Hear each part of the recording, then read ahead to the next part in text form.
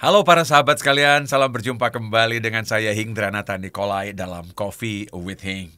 Nah, bagi Anda-Anda yang ingin bisa berkarir jangka panjang, berbisnis jangka panjang, video ini adalah menyangkut bagaimana Anda membahasakan kalimat-kalimat Anda sehari-hari sehubungan dengan pekerjaan Anda atau bisnis Anda. So, kalau Anda ingin karir Anda bisa terus meningkat dan bisnis Anda bisa terus meningkat untuk jangka panjang, video ini adalah untuk Anda.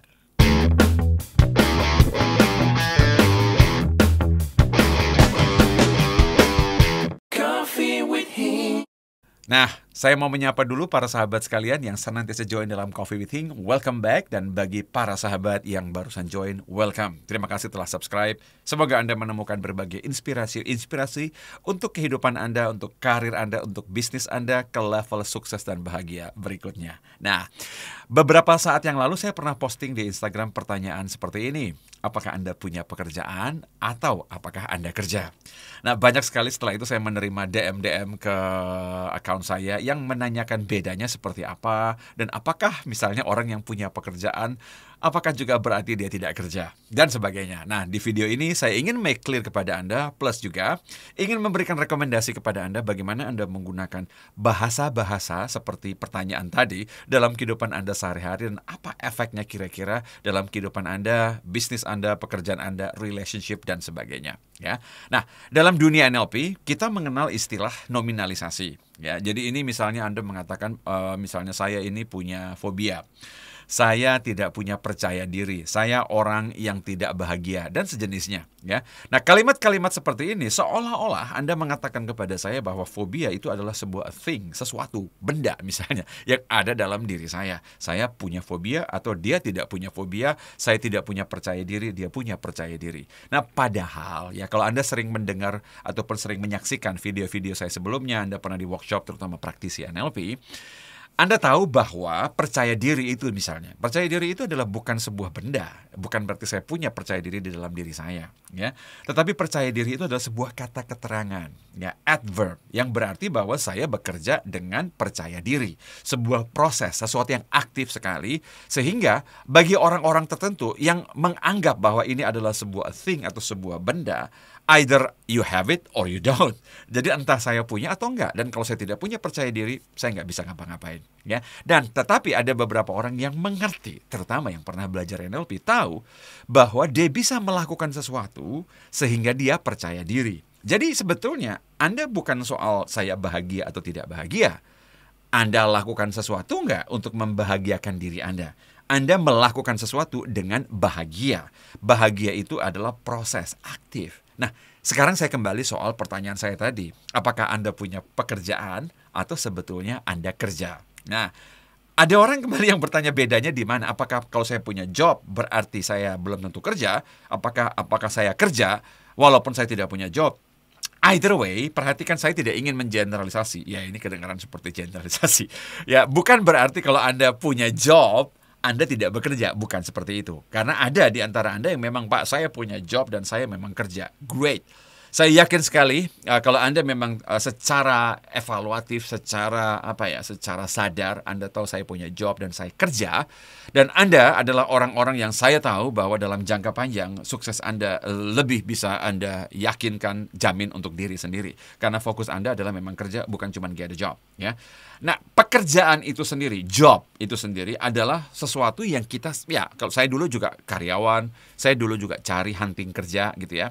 Saya pengen bisa dapat job, apalagi kita sebut dream job. Pekerjaan impian lah. Ada pekerjaan-pekerjaan yang bagi beberapa kita kayaknya impian banget, mungkin karena menarik, ya mungkin karena promising untuk kesejahteraan yang bagus, hasil yang bagus, gaji yang oke, dan lain-lain. Atau bahkan di perusahaan impian lah sekalian, ya. Nah, kita berusaha untuk mendapatkan itu. Nah, yang sering terjadi adalah begini sekarang. Begitu Anda dapat, perhatikan nggak motivasi, dorongan energi Anda beda banget pada saat Anda sedang hunting, pada saat Anda sedang mengejar itu, dan Anda akhirnya dapat, ya, beda antara Anda dalam proses hunting dengan setelah Anda dapat job itu, terutama setelah Anda diangkat jadi karyawan tetap. Nah, perbedaannya di situ sangat clear kalau Anda memang fokusnya adalah kerja atau fokus Anda sebetulnya adalah safety, stabilitas diri Anda setelah get the job. Karena kalau Anda setelah get the job, mostly saya bilang tadi, saya tidak mengatakan semua orang seperti itu, ya. Anda yang kalau kena dengan kalimat saya ini, Anda yang merasa bahwa, oh saya kayak begitu deh. Nah, berarti video ini adalah untuk Anda, ya. Terutama Anda yang begitu Anda dapat jobnya setelah diikat oleh misalnya permanen, karyawan jadi karyawan permanen, jadi status Anda jadi karyawan tetap, dan Anda mulai melihat motivasi Anda mulai drop, Anda sudah melihat bagaimana Anda kehilangan motivasi, kehilangan energi, Anda setiap hari serba mengeluh dan lain-lain, ya. Dan kalau Anda pebisnis, Anda sangat clear kelihatan ini, ya, sangat-sangat clear. Dan Anda bisa bedakan siapapun di dalam tim Anda, orang-orang yang benar-benar bukan semua punya job, tetapi yang benar-benar kerja, dan orang-orang yang Anda tahu hanya punya title-nya saja, punya job-nya saja, ya, dan mereka nggak benar-benar kerja secara maksimum. Dan orang-orang yang saya bicarakan ini adalah yang akan mengeluhkan kalau misalnya Anda memberikan dia tugas lebih, itu bukan job saya. Ya kan? Kenapa? Ini job saya, ini job saya, itu jobnya dia, itu jobnya bapak, jobnya ibu, dan lain-lain. Orang-orang yang akan meributkan setiap kali ada ekstra 2, 3, 4, 5 menit di dalam jadwal kerjanya dia. Karena bagi dia, sudah keluar dari entah job description dia, jam kerjanya dia, dan lain-lain. Sebab ini adalah sebuah yang beku, sesuatu yang bukan proses lagi, sesuatu yang sudah bendakan. Tolong jangan keluar dari situ. Nah, Anda berbicara mengenai jangka panjang, para sahabat sekalian. Anda berbicara mengenai sesuatu yang Anda ingin bangun, build up, progress jangka panjang. Nah, kalau Anda menganggap itu adalah hanya sebuah job, beku, that's it, sebuah kotak begitu ya, udah jangan gangguin ini. Bahkan ada orang yang mau kasih ada tanggung jawab tambahan pun, nope, this is my job, that's not my job. Ya kan, apalagi kalau ada yang sakit, Anda harus cover dan lain-lain. Anda bilang, no, ya, this is my job. Nah, kalau Anda seperti itu, bagaimana Anda mempertimbangkan karir jangka panjang? Coba pikirkan sebentar, ya. Apalagi kalau era-era pandemi, work from home.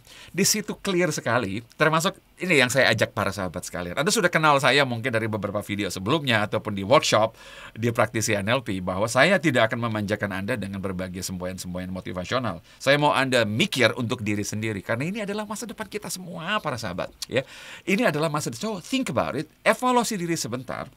Misalnya di era-era pandemi work from home ini, Anda yang hanya punya job, dan kemudian malah Anda ada yang mengatakan saya begini soalnya, Pak, di era pandemi ini Pak, perusahaan tidak kasih saya tugas, jadi saya di rumah saya stres Pak, saya nggak ngapa-ngapain misalnya aja. Atau bos juga mengatakan bahwa, do something dong. Ya habis gimana Pak, orang memang nggak ada kerjaannya kok. Perhatikan, nggak ada kerjaan. Anda pekerjaannya itu stagnan. Tetapi coba bayangkan orang-orang yang memang pengen kerja. Pengen kerja, aktif dia di era pandemi ini. Perbedaannya ada apa enggak? Of course. Kalau Anda memang pengen kerja, Anda will find something to do. Anda pasti akan cari sesuatu yang bisa Anda lakukan. Setidak-tidaknya membantu entah job Anda, membantu company Anda, membantu tim Anda, membantu customer Anda. Nah, jadi perbedaannya adalah di aktif atau tidaknya.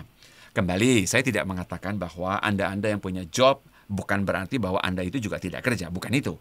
Nah, saya berbicara mengenai saat Anda mengevaluasi diri, Anda mungkin akan menemukan, mungkin fokus Anda adalah stabilitas, mungkin konsistensi dari penghasilan saja, safety yang berhubungan dengan pekerjaan. Karena Anda lupa bahwa sebetulnya kalau Anda pengen advance karir maupun bisnis Anda perlu aktif. Aktif berarti adalah do something. Nah, para pebisnis, nah, saya pindah sebentar dalam konteks para pebisnis ini. Anda lihat di era pandemi begini, akan ada yang mengeluh, Pak, bisnis saya tidak jalan, Pak. Bisnis saya tidak berjalan. Padahal Anda lupa, Anda berbisnis, bukan cuma sekedar mengharapkan bisnis itu jalan sendiri. Dan pandemi ini sebetulnya sangat clear membedakan antara orang-orang yang memang aktif sekali dengan yang menunggu. Ya, dengan orang-orang yang mengatakan bahwa saya kehilangan job. So, do something. Setidak-tidaknya kalau Anda memang saat ini belum punya job, Anda bisa kerjakan sesuatu karena Anda pengen kerja. Tapi Pak, saya tidak punya job Pak. Do something, kerja. Apapun bisa Anda kerjakan. Pak, bisnis saya ini tutup, restoran saya tutup, kafe saya tutup. So, do something, berbisnislah. Cari sesuatu yang bisa Anda lakukan. Ya, dan orang-orang yang Anda sebut misalnya punya harapan, ya beberapa waktu lalu Anda lihat saya dan Dr. Richard Bandler mengadakan sebuah workshop online bernama New Hope, ya, yang seru banget kalau saya bilang. Nah, Dr. Richard Bandler seorang yang sangat-sangat jenius ya. Dia mengatakan bahwa orang-orang yang hopeful, yang benar-benar penuh dengan harapan, mereka punya keyakinan bahwa there is always a way. Selalu ada jalan keluar. Jadi walaupun jobnya diambil, walaupun bisnisnya harus tutup dan lain-lain, mereka tetap memikirkan sesuatu, to do something, lakukan sesuatu, lakukan sesuatu, lakukan sesuatu. Karena fokus mereka adalah di aktivitas dan prosesnya. Nah, nominalisasi yang tadi awal saya sebutkan, kadang-kadang kalau Anda pakai dalam konteks seperti ini, akan kelihatan bedanya para sahabat, bagaimana ini membantu Anda dalam jangka panjangnya. Ya, nah kalau Anda mengatakan bahwa Pak, bisnis saya tutup, penjualan, nih, angka penjualan menurun, so berjualanlah sehingga meningkat. Ya kan? Nah, karena kita berharap sebetulnya dengan membekukan sesuatu ada unsur safety stabil dan juga pasti ada kepastian di situ. Nah, pandemi memporak-porandakan itu semua kan.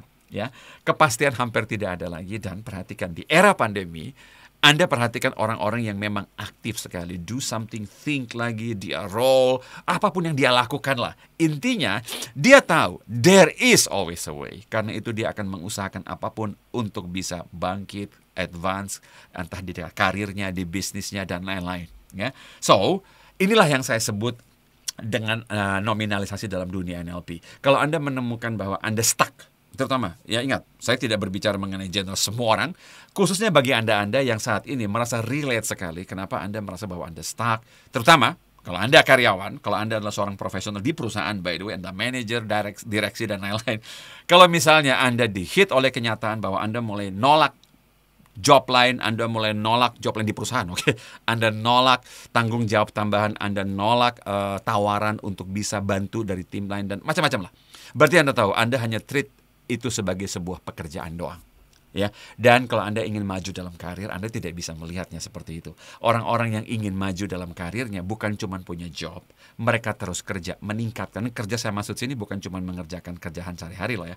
Aktif meningkatkan diri, belajar, meningkatkan kompetensi lagi sehingga mereka grow.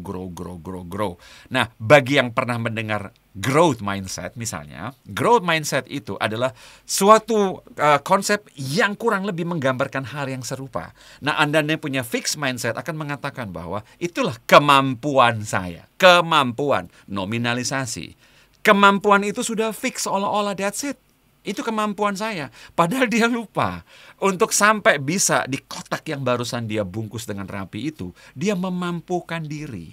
Nah, Anda bukan punya kemampuan, Anda memampukan diri untuk sampai di level itu. Yang berarti bahwa Anda tidak usah bungkus ini. Anda bisa expand.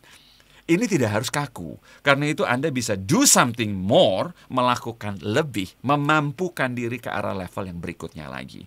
Dan cairkanlah nominalisasi tersebut dengan kata yang lebih aktif, dengan kata-kata yang lebih produktif lah. Ya, lebih menunjukkan energi. Ya. Jadi kalau Anda bilang bahwa inilah kemampuan saya, coba pikirkan lagi tadi saya bilang. Growth mindset akan mengatakan bahwa ini kemampuan karena saya yang memampukan diri. Ada proses, I do something. Saya kerja keras, belajar keras, dan lain-lain. Saya berpikir keras sehingga akhirnya bukan cuma saya punya kemampuan, tetapi saya yang memampukan diri. Anda bukan punya bisnis, Anda berbisnis. Sehingga kalaupun bisnis Anda stuck, Anda tetap bisa berbisnis. Ya, saya senang dengan istilah Dr. Richard Bandler pada saat seminar New Hope. Dia mengatakan bahwa yang tutup itu toko Anda, tetapi bisnis Anda tetap bisa jalan. Ya kan? Toko Anda tutup, pintu restoran Anda mungkin tutup, tetapi kan Anda tetap bisa berbisnis kan? Ya, Anda delivery, Anda menerima pesanan lewat online, macam-macam. Itu adalah berbisnis. Jadi jangan mengatakan bisnis saya stuck, bisnis saya tutup. Jangan katakan itu. Katakanlah saya ini adalah orang bisnis yang berbisnis. Ya, Anda jangan katakan kepada saya bahwa saya ini Pak, job saya stagnan. Loh, kalau begitu kerjakan sesuatu sehingga yang stagnan ini jadi cair kembali sehingga jadi mulus dan jadi berkembang, gitu loh. Dan tidak stuck lagi, gitu loh. Do something, kerjalah, berbisnislah, think, berkaryalah, berkreasilah, dan lain-lain. Ya, so ini adalah inti dari Coffee with King kali ini. Sebuah pesan saya untuk siapapun Anda di luar sana.